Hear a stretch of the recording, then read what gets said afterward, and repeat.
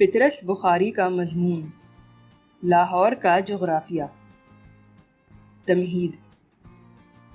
تمہید کے طور پر صرف اتنا عرض کرنا چاہتا ہوں کہ لاہور دریافت ہوئے اب بہت عرصہ گزر چکا ہے، اس لیے دلائل و براہین سے اس کے وجود کو ثابت کرنے کی ضرورت نہیں۔ یہ کہنے کی بھی اب ضرورت نہیں کہ کرے کو دائیں سے بائیں گھمائیے حتیٰ کہ ہندوستان کا ملک آپ کے سامنے آ کر ٹھہر جائے، پھر فلاں طول البلد اور فلاں عرض البلد کے مقام انقطاع پر لاہور کا نام تلاش کیجیے۔ جہاں تمام کرے پر مرقوم ہو وہی لاہور کا محل وقوع ہے۔ اس ساری تحقیقات کو مختصر مگر جامع الفاظ میں لوگ یوں بیان کرتے ہیں کہ لاہور لاہور ہی ہے، مگر اس پتے سے آپ کو لاہور نہیں مل سکتا، تو آپ کی تعلیم ناقص اور آپ کی ذہانت فاتر ہے۔ محل وقوع۔ ایک دو غلط فہمیاں البتہ ضرور رفع کرنا چاہتا ہوں۔ لاہور پنجاب میں واقع ہے، لیکن پنجاب اب پنج آب نہیں رہا۔ اس 5 دریاؤں کی سرزمین میں اب صرف 4.5 دریا بہتے ہیں، اور جو نصف دریا ہے وہ تو اب بہنے کے قابل نہیں رہا۔ اسی کو اصطلاح میں راوی ضعیف کہتے ہیں۔ ملنے کا پتہ یہ ہے کہ شہر کے قریب 2 پل بنے ہوئے ہیں، ان کے نیچے ریت میں یہ دریا لیٹا ہے۔ بہنے کا شغل عرصے سے بند ہے، اس لیے اب یہ بتانا بھی مشکل ہے کہ شہر دریا کے دائیں کنارے پر واقع ہے یا بائیں کنارے پر۔ لاہور تک پہنچنے کے کئی راستے ہیں، لیکن 2 ان میں سے بہت مشہور ہیں۔ ایک پشاور سے آتا ہے اور دوسرا دہلی سے۔ وسط ایشیا کے حملہ آور پشاور کے رستے اور یوپی کے حملہ آور دہلی کے رستے وارد ہوتے ہیں۔ اول الذکر اہل سیف کہلاتے ہیں اور غزنوی اور غوری تخلص کرتے ہیں۔ مؤخر الذکر اہل زبان کہلاتے ہیں، یہ بھی تخلص کرتے ہیں اور اس میں ید طولہ رکھتے ہیں۔ حدود اربع۔ کہتے ہیں کسی زمانے میں لاہور کا حدود اربع بھی ہوا کرتا تھا، لیکن طلبہ کی سہولت کے لیے میونسپلٹی نے اسے منسوخ کر دیا ہے۔ اب لاہور کے چاروں طرف بھی لاہور ہی واقع ہے اور روز بروز واقع تر ہو رہا ہے۔ ماہرین کا اندازہ ہے کہ 10-20 سال کے اندر لاہور ایک صوبے کا نام ہوگا جس کا دارالخلافہ پنجاب ہوگا۔ یوں سمجھیے کہ لاہور ایک جسم ہے جس کے ہر حصے پر ورم نمودار ہو رہا ہے، لیکن ہر ورم مواد فاسد سے بھرا ہے۔ گویا یہ توسیع ایک عارضہ ہے جو اس کے جسم کو لاحق ہے۔ آب و ہوا۔ لاہور کی آب و ہوا کے متعلق طرح طرح کی روایات مشہور ہیں جو تقریباً سب کی سب غلط ہیں۔ حقیقت یہ ہے کہ لاہور کے باشندوں نے حال ہی میں یہ خواہش ظاہر کی ہے کہ اور شہروں کی طرح ہمیں بھی آب و ہوا دی جائے۔ میونسپلٹی بڑی بحث و تمہیز کے بعد اس نتیجے پر پہنچی کہ اس ترقی کے دور میں جبکہ دنیا میں کئی ممالک کو ہوم رول مل رہا ہے اور لوگوں میں بیداری کے آثار پیدا ہو رہے ہیں، اہل لاہور کی یہ خواہش ناجائز نہیں بلکہ ہمدردانہ غور و خوض کی مستحق ہے۔ لیکن بدقسمتی سے کمیٹی کے پاس ہوا کی قلت تھی، اس لیے لوگوں کو ہدایت کی گئی ہے کہ مفاد عامہ کے پیش نظر اہل شہر ہوا کا بے جا استعمال نہ کریں، بلکہ جہاں تک ہو سکے کفایت شعاری سے کام لیں۔ چنانچہ اب لاہور میں عام ضروریات کے لیے ہوا کے بجائے گرد اور خاص حالات میں دھواں استعمال کیا جاتا ہے۔ کمیٹی نے جا بجا دھوئیں اور گرد مہیا کرنے کے لیے مرکز کھول دیے ہیں جہاں یہ مرکبات مفت تقسیم کیے جاتے ہیں۔ امید کی جاتی ہے کہ اس سے نہایت تسلی بخش نتائج برآمد ہوں گے۔ بہم رسانی آب کے لیے ایک اسکیم عرصے سے کمیٹی کے زیر غور ہے۔ یہ اسکیم نظام سکے کے وقت سے چلی آتی ہے، لیکن مصیبت یہ ہے کہ نظام سکے کے اپنے ہاتھ کے لکھے ہوئے اہم مسودات بعض تو تلف ہو چکے ہیں اور جو باقی ہیں ان کے پڑھنے میں بہت دقت پیش آ رہی ہے۔ اس لیے ممکن ہے کہ تحقیق و تدقیق میں چند سال اور لگ جائیں۔ عارضی طور پر پانی کا یہ انتظام کیا گیا ہے کہ فی الحال بارش کے پانی کو حد الوسع شہر سے باہر نکلنے نہیں دیتے۔ اس میں کمیٹی کو بہت کامیابی حاصل ہوئی ہے۔ امید کی جاتی ہے کہ تھوڑے ہی عرصے میں ہر محلے کا اپنا ایک دریا ہوگا جس میں رفتہ رفتہ مچھلیاں پیدا ہوں گی، اور ہر مچھلی کے پیٹ میں کمیٹی کی ایک انگوٹھی ہوگی جو رائے دہندگی کے موقع پر ہر رائے دہند پہن کر آئے گا۔ نظام سبقے کے مسودات سے اس قدر ضرور ثابت ہوا ہے کہ پانی پہنچانے کے لیے نل ضروری ہیں، چنانچہ کمیٹی نے کروڑوں روپے خرچ کر کے جا بجا نل لگوا دیے ہیں۔ فی الحال ان میں ہائیڈروجن اور آکسیجن بھری ہے، لیکن ماہرین کی رائے ہے کہ ایک نہ ایک دن یہ گیسیں ضرور مل کر پانی بن جائیں گی، چنانچہ بعض نلوں میں اب بھی چند قطرے روزانہ ٹپکتے ہیں۔ اہل شہر کو ہدایت کی گئی ہے کہ اپنے اپنے گھڑے نلوں کے نیچے رکھ چھوڑیں تاکہ عین وقت پر تاخیر کی وجہ سے کسی کی دل شکنی نہ ہو۔ شہر کے لوگ اس پر بہت خوشیاں منا رہے ہیں۔ ذرائع آمد و رفت۔ جو سیاح لاہور تشریف لانے کا ارادہ رکھتے ہوں ان کو یہاں کے ذرائع آمد و رفت کے متعلق چند ضروری باتیں ذہن نشین کر لینی چاہیے تاکہ وہ یہاں کی سیاحت سے کما حق کا اثر پذیر ہو سکیں۔ جو سڑک بل کھاتی ہوئی لاہور کے بازاروں میں سے گزرتی ہے، تاریخی اعتبار سے بہت اہم ہے۔ یہ وہی سڑک ہے جسے شیر شاہ سوری نے بنایا تھا۔ یہ آثار قدیمہ میں شمار ہوتی ہے اور بے حد احترام کی نظروں سے دیکھی جاتی ہے، چنانچہ اس میں کسی قسم کا رد و بدل گوارا نہیں کیا جاتا۔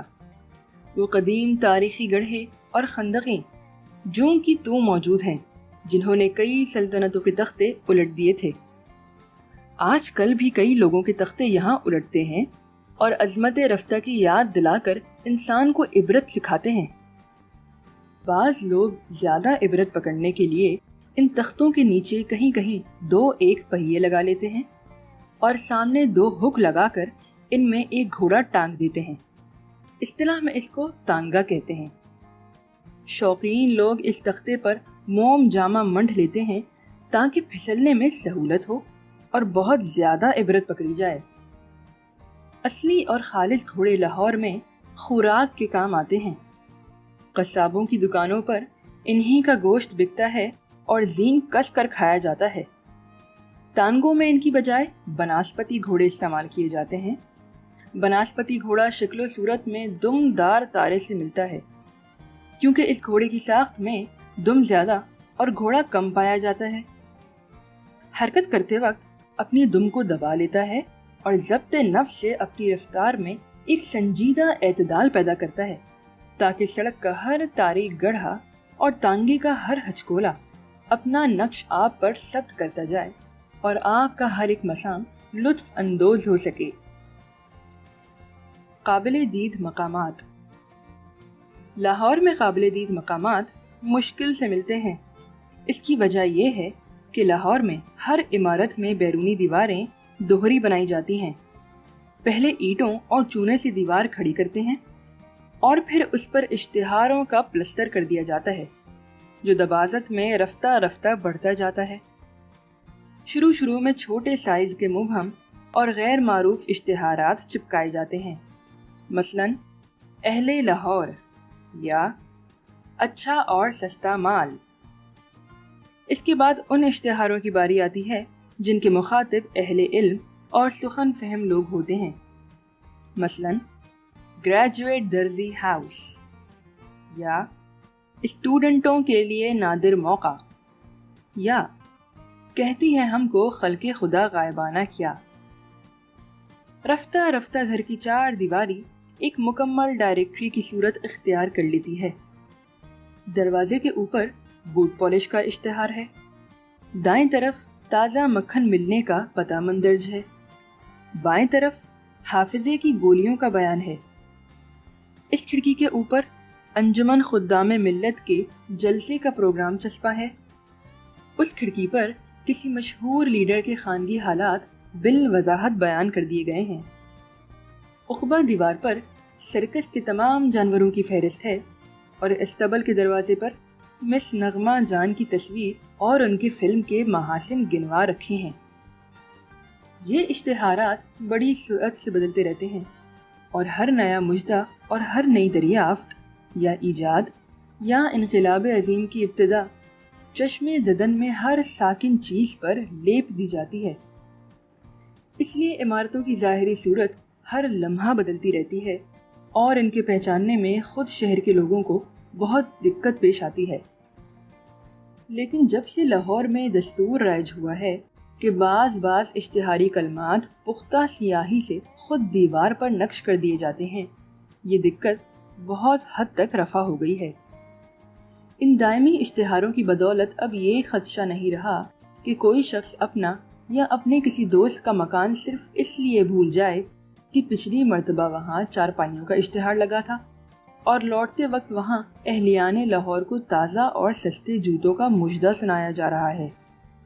چنانچہ اب وثوق سے کہا جا سکتا ہے کہ جہاں بحروف جلی محمد علی دندان ساز لکھا ہے وہ اخبار انقلاب کا دفتر ہے، جہاں بجلی پانی کا بڑا ہسپتال لکھا ہے وہاں ڈاکٹر اقبال رہتے ہیں، خالص گھی کی مٹھائی امتیاز علی صاحب تاج کا مکان ہے، کرشنا بیوٹی کریم شالامار باغ کو اور کھانسی کا مجرب نسخہ جہانگیر کے مقبرے کو کہا جاتا ہے۔ صنعت و حرفت۔ اشتہاروں کے علاوہ لاہور کی سب سے بڑی صنعت رسالہ بازی اور سب سے بڑی حرفت انجمن سازی ہے۔ ہر رسالے کا ہر نمبر عموماً خاص نمبر ہوتا ہے اور عام نمبر صرف خاص موقعوں پر شائع کیے جاتے ہیں۔ عام نمبر میں صرف ایڈیٹر کی تصویر اور خاص نمبروں میں مس سلوچنا اور مس کجن کی تصاویر بھی دی جاتی ہیں۔ اس سے ادب کو بہت فروغ نصیب ہوتا ہے اور فن تنقید ترقی کرتا ہے۔ لاہور کے ہر مربع انچ میں ایک انجمن موجود ہے۔ پریزیڈنٹ البتہ تھوڑے ہیں، اس لیے فی الحال صرف 2-3 اصحاب ہی یہ اہم فرض ادا کر رہے ہیں۔ چونکہ ان انجمنوں کے اغراض و مقاصد مختلف ہیں، اس لیے بسا اوقات ایک ہی صدر صبح کسی مذہبی کانفرنس کا افتتاح کرتا ہے، سحپیر کو کسی سنیما کی انجمن میں مس نغمہ جان کا تعارف کراتا ہے اور شام کو کسی کرکٹ ٹیم کے ڈنر میں شامل ہوتا ہے۔ اس سے ان کا مطمع نظر وسیع رہتا ہے۔ تقریر عام طور پر ایسی ہوتی ہے جو تینوں موقعوں پر کام آ سکتی ہے، چنانچہ سامعین کو بہت سہولت رہتی ہے۔ پیداوار۔ لاہور کی سب سے مشہور پیداوار یہاں کے طلبہ ہیں جو بہت کثرت سے پائے جاتے ہیں اور ہزاروں کی تعداد میں دساور کو بھیجے جاتے ہیں۔ فصل شروع سرما میں بوئی جاتی ہے اور عموماً اواخر بہار میں پک کر تیار ہوتی ہے۔ طلبہ کی کئی قسمیں ہیں جن میں سے چند مشہور ہیں۔ قسم اول جمالی کہلاتی ہے۔ یہ طلبہ عام طور پر پہلے درزیوں کے ہاں تیار ہوتے ہیں، بعد ازاں دھوبی اور پھر نائی کے پاس بھیجے جاتے ہیں اور اس عمل کے بعد کسی ریستوران میں ان کی نمائش کی جاتی ہے۔ غروب آفتاب کے بعد کسی سنیما یا سنیما کے گرد و نواح میں رخے روشن کے آگے شمع رکھ کر وہ یہ کہتے ہیں، ادھر جاتا ہے دیکھیں یا ادھر پروانہ آتا ہے۔ شمعیں کئی ہوتی ہیں لیکن سب کی تصویر ایک البم میں جمع کر کے اپنے پاس رکھ چھوڑتے ہیں اور تعطیلات میں ایک ایک کو خط لکھتے رہتے ہیں۔ دوسری قسم جلالی طلبہ کی ہے۔ ان کا شجرہ جلال الدین اکبر سے ملتا ہے، اس لیے ہندوستان کا تخت و تاج ان کی ملکیت سمجھا جاتا ہے۔ شام کے وقت چند مصاحبوں کو ساتھ لیے نکلتے ہیں اور جود و سخا کے خم لنڈھاتے پھرتے ہیں۔ کالج کی خوراک انہیں راس نہیں آتی، اس لیے ہاسٹل میں فروکش نہیں ہوتے۔ تیسری قسم خیالی طلبہ کی ہے۔ یہ اکثر روپ اور اخلاق اور آواگون اور جمہوریت پر بآواز بلند تبادلہ خیالات کرتے پائے جاتے ہیں اور آفرینش اور نفسیاتی جنسی کے متعلق نئے نئے نظریے پیش کرتے رہتے ہیں۔ صحت جسمانی کو ارتقاء انسانی کے لیے ضروری سمجھتے ہیں، اس لیے الصبح 5-6 ڈنڈ پیلتے ہیں اور شام کو ہاسٹل کی چھت پر گہرے سانس لیتے ہیں۔ گاتے ضرور ہیں لیکن اکثر بے سرے ہوتے ہیں۔ چوتھی قسم خالی طلبہ کی ہے۔ یہ طلبہ کی خالص ترین قسم ہے۔ ان کا دامن کسی قسم کی آلائش سے تر ہونے نہیں پاتا۔ کتابیں، امتحانات، مطالعہ اور اس قسم کے خرخشے کبھی ان کی زندگی میں خلل انداز نہیں ہوتے۔ جس معصومیت کو ساتھ لے کر کالج میں پہنچے تھے اسے آخر تک ملوث ہونے نہیں دیتے۔ تعلیم، نصاب اور درس کے ہنگاموں میں اس طرح زندگی بسر کرتے ہیں جس طرح 32 دانتوں میں زبان رہتی ہے۔ پچھلے چند سالوں سے طلبہ کی ایک اور قسم دکھائی دینے لگی ہے، لیکن ان کو اچھی طرح سے دیکھنے کے لیے مہذب شیشے کا استعمال ضروری ہے۔ یہ وہ لوگ ہیں جنہیں ریل کا ٹکٹ نصف قیمت پر ملتا ہے، اور اگر چاہیں تو اپنی انا کے ساتھ زنانے ڈبے میں سفر کر سکتے ہیں۔ ان کی وجہ سے اب یونیورسٹی نے کالجوں پر شرط عائد کر دی ہے کہ آئندہ صرف وہی لوگ پروفیسر مقرر کیے جائیں جو دودھ پلانے والے جانوروں میں سے ہوں۔ طبعی حالات۔ لاہور کے لوگ بہت خوش طبع ہیں۔